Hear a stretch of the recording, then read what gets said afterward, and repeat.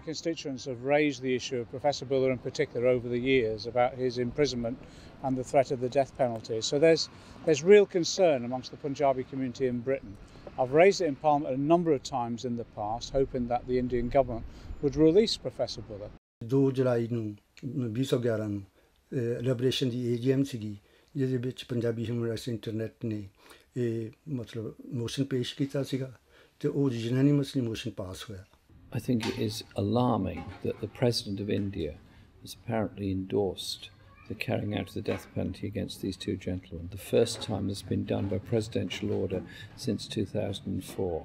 Since joining Liberation, I was appalled to find what was going on in the Punjab, and my immediate reaction was to get more information and to support the struggles of the people from the Punjab for their human rights. The death penalty and the Dalits is another area in which we work, where people have got no human rights.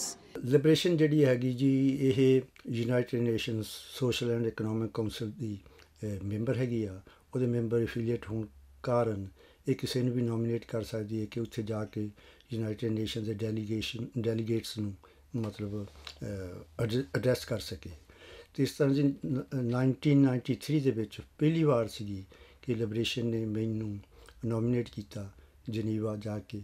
Punjab ਦੇ ਵਿੱਚ ਉਸ ਵੇਲੇ ਤੱਕ ਜੋ ਜ਼ੁਲਮ ਹੋ ਰਿਹਾ ਸੀ, ਜੋ ਕਤਲੋਗਾਰਤ ਹੋ ਰਿਹਾ ਸੀ, ਜੈਨੋਸਾਈਡ ਹੋ ਰਿਹਾ ਸੀਗਾ ਪੰਜਾਬੀ ਨੇਸ਼ਨ ਦਾ, ਪੰਜਾਬੀ ਕਲਚਰ ਦਾ, ਉਹਦਾ ਕਿਸੇ ਯੂਨਾਈਟਿਡ ਨੇਸ਼ਨ ਦੀ ਅਸੈਂਬਲੀ ਦੇ ਵਿੱਚ ਐਡਰੈਸ ਨਹੀਂ ਕੀਤਾ ਗਿਆ ਸੀਗਾ. ਅਤੇ ਉਹ ਪਹਿਲੀ ਵਾਰ ਜਾ ਕੇ ਉਦੋਂ ਇਹਦਾ ਨਾਂ ਹੁੰਦਾ ਸੀ United Nations Human Rights Commission, ਹੁਣ ਹੈਗਾ United Nation Human Rights Council. ਉਹਦੇ ਵਿੱਚ ਮੈਂ ਜਾ ਕੇ ਪਹਿਲੀ ਵਾਰੀ ਇਹ ਸਾਰੀ ਦਾਸਤਾਨ ਸੀਗੀ ਕਿੱਦਾਂ ਸਾਡੇ ਪੰਜਾਬੀਆਂ ਦੇ ਉੱਤੇ ਸਾਡੀ ਜਿਹੜਾ ਕਲਚਰ ਹੈਗਾ, ਸਾਡੀ ਸਿਵਿਲਾਈਜੇਸ਼ਨ ਹੈਗੀ ਆ, ਉਹਨੂੰ ਡਿਸਟਰੋਏ ਕਰਨ ਦਾ ਇੱਕ ਬੜੀ ਸੋਚੀ ਸਮਝੀ ਸਕੀਮ ਦੇ ਆਧਾਰ 'ਤੇ ਹੋ ਰਿਹਾ ਸੀਗਾ. ਅਤੇ ਉਹਦਾ ਰਿਸਪੌਂਸ ਵੀ ਬੜਾ ਚੰਗਾ ਮਿਲਿਆ ਸੀ. ਮੇਰੀ ਸਪੀਚ ਤੋਂ ਬਾਅਦ ਤਕਰੀਬਨ 48 ਕੰਟਰੀਜ਼ ਦੇ ਡੈਲੀਗੇਟ ਆ ਕੇ ਉਹਨੇ ਆਪਣੀ ਸਿੰਪਥੀ ਜ਼ਾਹਰ ਕੀਤੀ ਸੀ ਅਤੇ ਨਾਲ ਮੇਰੇ ਤੋਂ ਲਿਟਰੇਚਰ ਲਿਆ ਸੀ.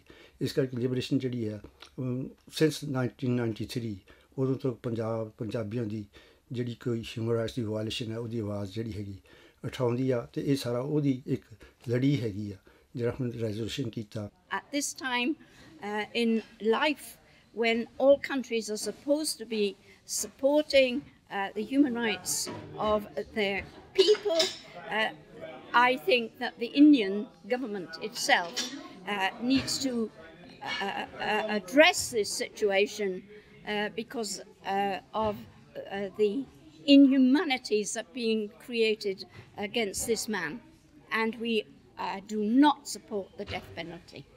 Because the death sentence is not a minor thing. If it is carried out, it finishes everything.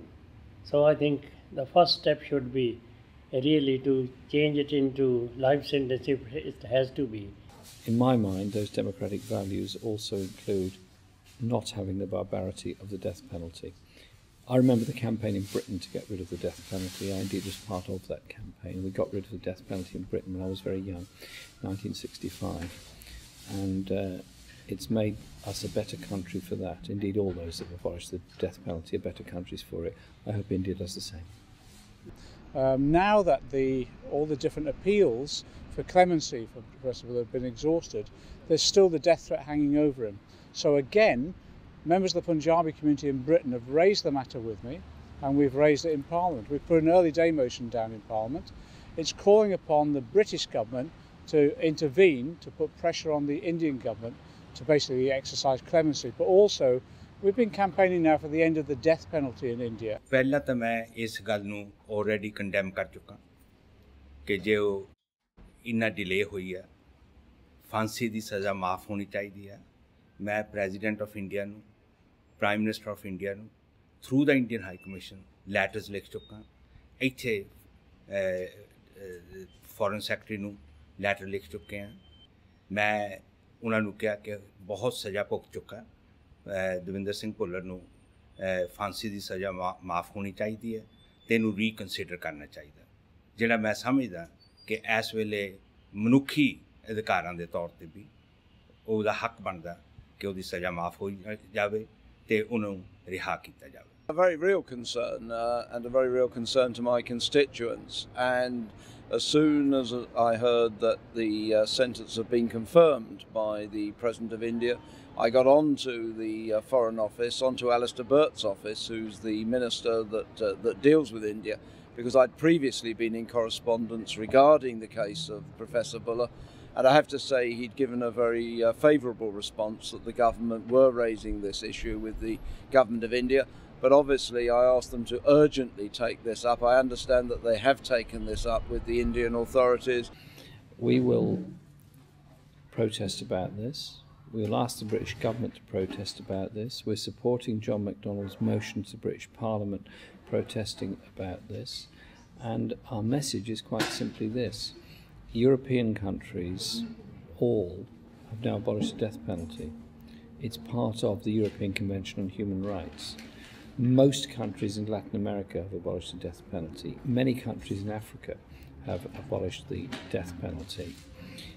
Outstanding ones that have not abolished the death penalty are particularly China and the United States. China carries out more executions than any other country. India wants to become a member of the Security Council, a permanent member of the Security Council of the United Nations. And I think if they wish to become a permanent member of the Security Council, it would be a good step to both abolish the death penalty, but also to sign the International Convention Against Torture. Until this government, the Indian government, puts its own house in order, that they cannot sit in the UN advising other countries what they ought to do, because they're not doing it themselves. India presents itself as a democracy, is part of the United Nations machinery, is trying to become a member of the Security Council, yet it seems very strange that foreign visitors, international observers and journalists have such enormous difficulty in visiting the states of the northeast of India, and of course it's been the case with Kashmir for a very long time that foreigners can only go to Kashmir with the authority of the government in Delhi, which seems to me rather strange. I mean, India is making enormous economic progress and is becoming a major feature of the international scene. I think by opening up on these issues, that would actually enhance India's reputation still further. The International Convention Against Torture is, to me, an absolutely fundamental one.